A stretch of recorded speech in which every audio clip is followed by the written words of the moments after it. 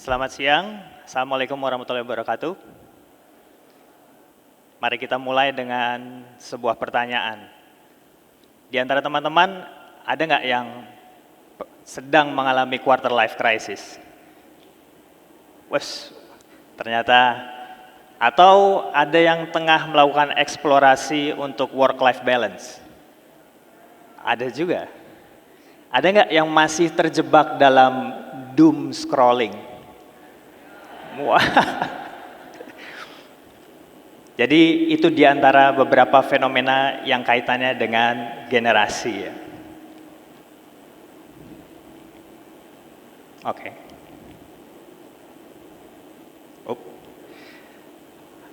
16 tahun terakhir saya melakukan pekerjaan riset fokus di dunia anak muda. Hari ini saya memperkenalkan sebuah terminologi baru, yaitu Youth Centered Society, di mana masyarakat dunia sekarang lebih banyak berkaca pada anak muda untuk aspirasi dan juga nilai-nilai. Kita mulai dari tahun 1928, ketika majalah Time pertama kali mengeluarkan sebuah franchise Person of the Year, yaitu orang yang dianggap menginspirasi dalam satu rentang 1 tahun. Terpilih biasanya adalah tokoh-tokoh senior.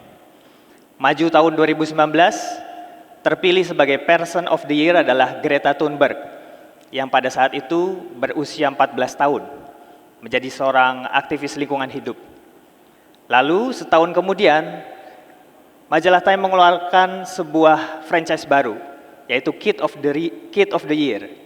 Yang terpilih adalah Gitanjali Rao, yang usianya masih belasan tahun dan memiliki inovasi di bidang sains. Ini menandakan bahwa dunia sekarang, abad ke-21, lebih banyak mengambil inspirasi dan kiblat kepada anak muda. Ada sebuah pernyataan dari Profesor Slamet Iman Santoso, ya, pendiri Fakultas Psikologi dan juga tokoh pendidikan di Indonesia. Beliau mengatakan bahwa usia muda adalah projective years.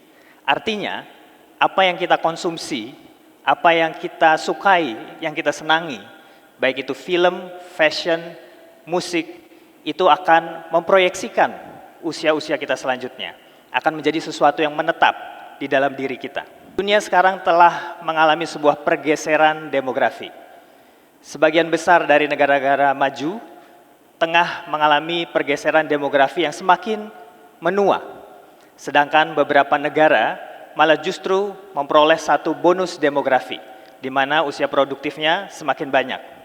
Di antaranya adalah Indonesia yang kini tengah mengalami sebuah peristiwa demografi yang langka. Bonus demografi di mana usia 15 sampai 64 tahun melebihi dari usia-usia non-produktif. Peristiwa ini diprediksi akan terus berlangsung sampai kira-kira tahun 2036. Tapi apa sih sebetulnya tantangan nyata dari bonus demografi? Yaitu adanya percepatan teknologi eksponensial, di mana sekarang generasi muda harus mengembangkan atau mengubah skill dan pengetahuan yang sudah dimiliki. Karena perkembangan artificial intelligence, otomasi, dan juga robotik yang sudah tidak lagi terbendung. Di Indonesia sendiri, sekarang generasi tengah menjadi pusat perhatian seluruh bangsa. Dimulai kira-kira sejak tahun 2017 ketika Indonesia diperkenalkan dengan istilah milenial.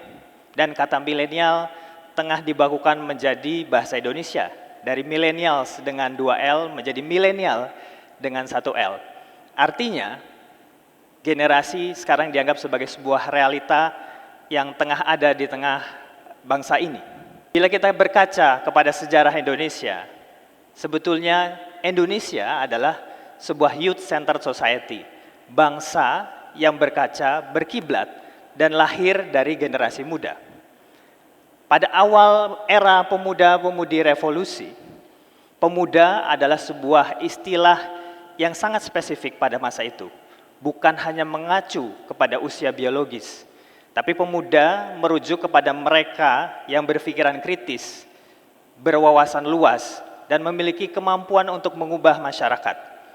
Tapi seiring dengan waktu, istilah dan konotasi anak muda semakin mengalami regresi. Masuk ke era tahun 60-an, era Orde Baru, istilah yang digunakan lebih banyak adalah remaja. Acara remaja, majalah remaja, itu mengindikasikan bahwa anak muda hanya dilihat sebatas usia biologisnya saja. Lalu berjalan ke era tahun 90-an, era saya, istilah ABG, anak baru gede, lebih turun lagi pemaknaannya. Biasanya konotasinya kepada anak-anak sekolah yang suka konsumerisme, pergi ke mall menggunakan seragam sekolah. Lalu belum lama ini milenial dan sekarang kids zaman now. Sehingga kita bisa menyimpulkan bahwa Indonesia mulai tidak lagi melihat anak muda sebagai kiblat dari nilai-nilai maupun visi terhadap masa depan. Dalam memahami generasi, ada sebuah teori yang menjadi acuan. Di antaranya teori dari buku Generation dari Neil Howe dan William Strauss. Neil Howe dan William Strauss adalah dua tokoh sejarawan yang melahirkan istilah-istilah boomers, Gen X, milenial sampai Gen Y. Dalam teori generasi diungkapkan bahwa untuk memahami sebuah generasi, kita harus memahami arketipnya, yaitu bawah sadar sebuah generasi. Bawah sadar ini tumbuh berkembang karena ada sebuah critical moment, yaitu peristiwa sosial, politik, ekonomi yang nanti mempengaruhi satu kelompok usia tertentu. Celakanya, di Indonesia kita lebih banyak mengambil mentah-mentah istilah milenial, Gen Y, dan Gen Z. Sedangkan di negara-negara lain, sebagai contoh di Prancis, mereka memilih untuk melahirkan terminologi sendiri terhadap generasi mudanya. Mereka menggunakan istilah enfant de numérique, tidak mau berkaca terhadap stereotipi, stigma, dan labeling generasi muda sebagaimana yang ada di Amerika Serikat.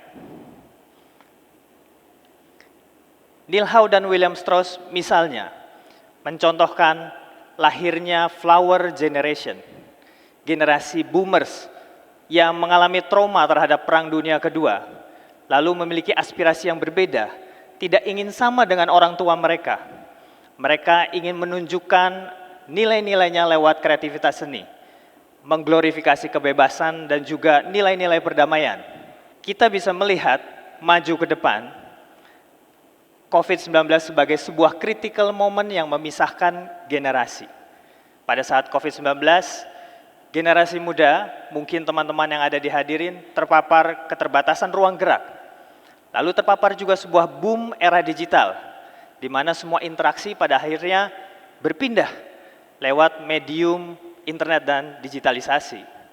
Sehingga terdapat perbedaan yang sangat signifikan, aspirasi nilai, kerja, karir, dan juga tentang estetika antara generasi post-COVID dengan generasi sebelumnya. Muncul sesuatu yang disebut sebagai gap generasi. Istilah yang lahir dari seorang tokoh antropolog yang mengkaji flower generation, yaitu Margaret Mead. Kata Margaret Mead, apabila gap generasi ini tidak bisa diselesaikan, maka perubahan sosial positif di tengah masyarakat tidak akan terjadi. Kita bisa lihat beberapa fenomena post-COVID yang sekarang tengah berkembang setelah boom digital terjadi. Muncul fenomena yang disebut sebagai FOMO, Fear of Missing Out. Bahkan sekarang bisnis-bisnis legacy kuliner yang sifatnya tradisi sudah mulai kalah dengan kuliner-kuliner yang viral di media sosial. Tapi tidak berhenti di sana. Setelah FOMO mungkin terjadi fenomena lain. Ada fear of better option, FOBO. Ketika kita memiliki sesuatu atau telah berusaha untuk mencapai sesuatu yang kita inginkan, entah itu kuliah yang kita mimpikan, barang yang kita sudah dambakan, kita tetap tidak merasa puas. Karena ketika kita membuka media sosial, selalu ada opsi yang lebih baik ketika kita melakukan komparasi dengan orang lain. Di luar itu sebuah laporan global menyatakan bahwa di Indonesia pengguna internet itu menghabiskan 7 jam lebih di media maya. 4 jam diantaranya melalui media ponsel mereka, melebihi rata-rata global yaitu 3 jam. Hal ini menciptakan perubahan di dalam diri generasi muda. Dalam kajian tentang dopamine effect di buku Dopamine Nation, disebutkan bahwa konsumsi digital yang eksesif mengubah bagaimana kita merespon terhadap kesenangan dan juga bagaimana kita merespon terhadap stimulasi dunia eksternal. Kita menjadi merasa sulit untuk bisa merespon dan merasa terstimulasi, excited terhadap kesenangan-kesenangan yang bersifat lebih mendalam. Lalu dalam kajian tentang psychology of boredom, juga dikatakan bahwa toleransi kita terhadap rasa bosan menjadi lebih rendah. Ketika kita bosan, kita cenderung untuk berusaha mencari exit strategi yang termudah dan tercepat. Karena kita terbiasa untuk kabur kepada hiburan-hiburan media digital. Ada seorang psikolog eksistensial bernama Rollo May yang sudah memprediksi puluhan tahun lalu bahwa fenomena ini akan terjadi. Rollo May mengatakan bahwa akan tiba satu masa ketika generasi muda akan mendapatkan kepastian lebih mudah tentang dunia eksternal, dan ini difasilitasi oleh kehadiran media digital. Pada saat itu terjadi, maka anak muda akan merasakan kegelisahan yang luar biasa. Karena mereka tidak lagi merasakan perasaan takjub terhadap misteri dunia, terhadap alam, terhadap sains, dan terhadap diri mereka sendiri. Karena generasi muda tidak sanggup untuk mendengarkan suara dirinya sendiri tentang suara yang mengatakan apa yang akan membuat aku bahagia, apa yang membuat aku gelisah, dan apa harapan terhadap diriku sendiri. Jadi kembali kepada pertanyaan, apakah Indonesia di era bonus demografi bisa kembali ke era youth center society apabila generasinya penuh dengan kecemasan?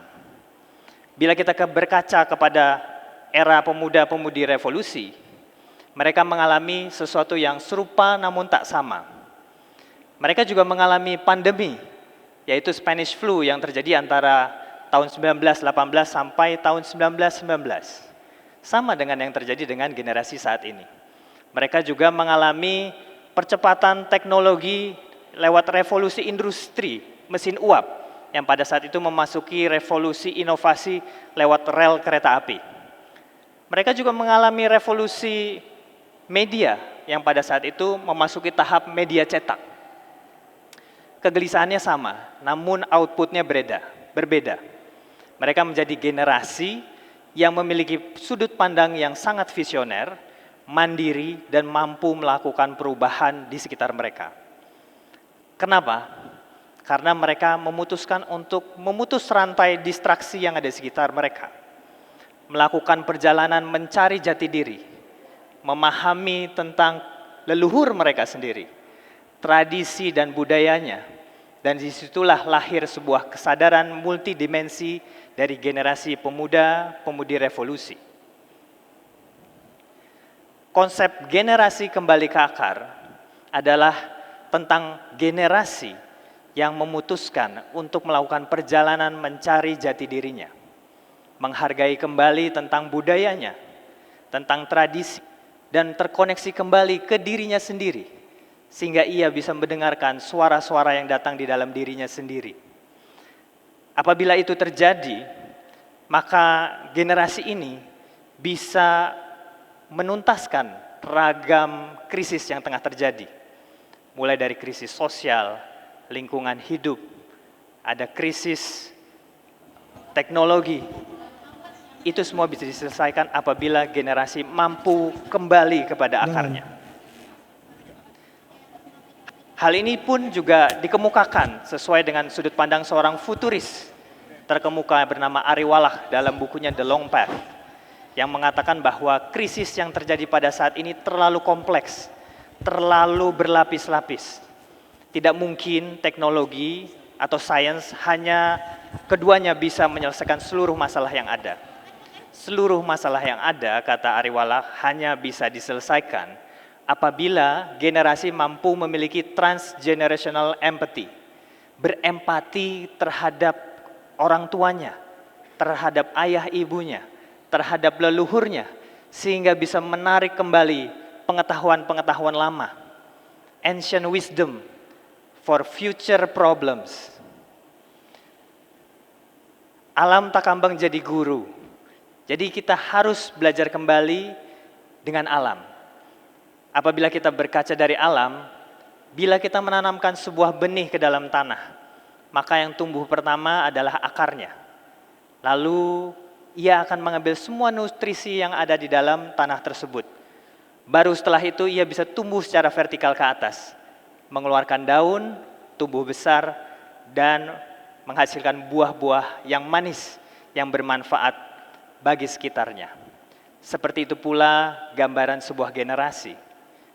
Apabila generasi mampu untuk kembali kepada akarnya, ia bisa mengambil intisari pengetahuan dan juga kearifan dari generasi terdahulu, dari lingkungannya, dari budayanya dan tradisinya. Terima kasih.